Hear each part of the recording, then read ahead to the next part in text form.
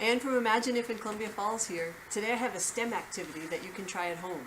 I'll be making a Cartesian diver like this. If you want to do it too, I will tell you what you need to collect and then how to put it together.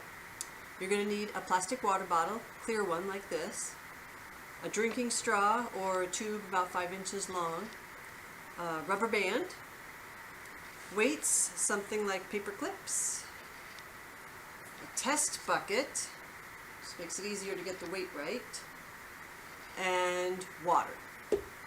So this diver shows us that air has weight and takes up some space so that we can squeeze air and compress it, and when we do that it makes it more dense because while it weighs the same, because it's the same amount of air, it's taking up less space.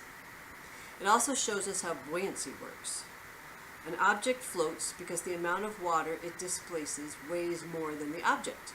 In our case, we're going to make a diver that just barely floats.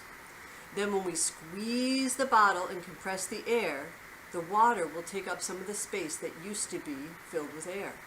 Our diver is now displacing less water and our object will sink. And when we stop squeezing, the air spreads out again to its normal volume and density, and our little diver rises once more. Okay, so the first thing you're going to do is to create an air pocket with an open bottom, and you're going to do that by taking your straw and bending it and rubber banding it so it stays in that shape. And then to keep the open end as the bottom, you want it to float upright like this, so we have to add some ballast. And in this case I'm going to use some paper clips.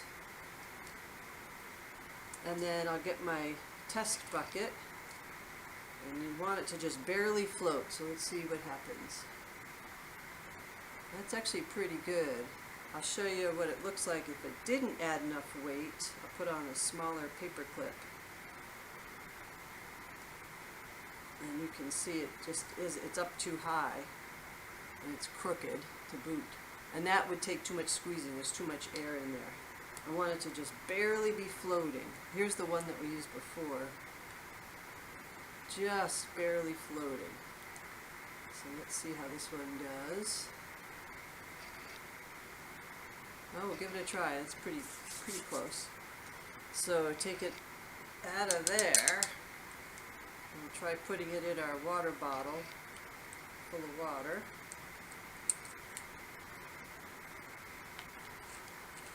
Cap on it so we don't squeeze the water out all over the place. Let's see. Ooh, I have to squeeze pretty hard. Oh, it pops up really fast. So I probably need a little more ballast on that one to make it so I don't have to squeeze so hard.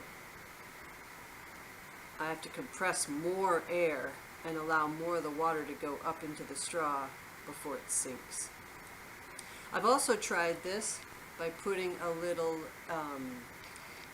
skirt from a balloon on it just to make it look more like a water creature, and that it kind of worked, but it created so much drag that I kind of like the Speedy Diver better.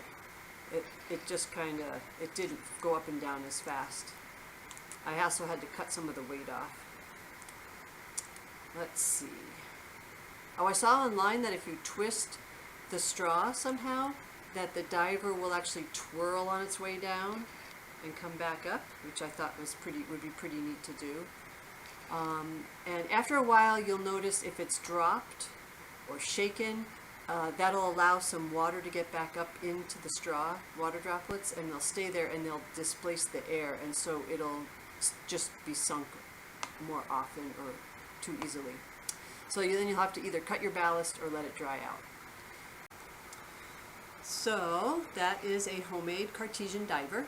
They were named after René Descartes, who was a mathematician and a scientist in the early 1600s and is said to have invented this demonstration or toy.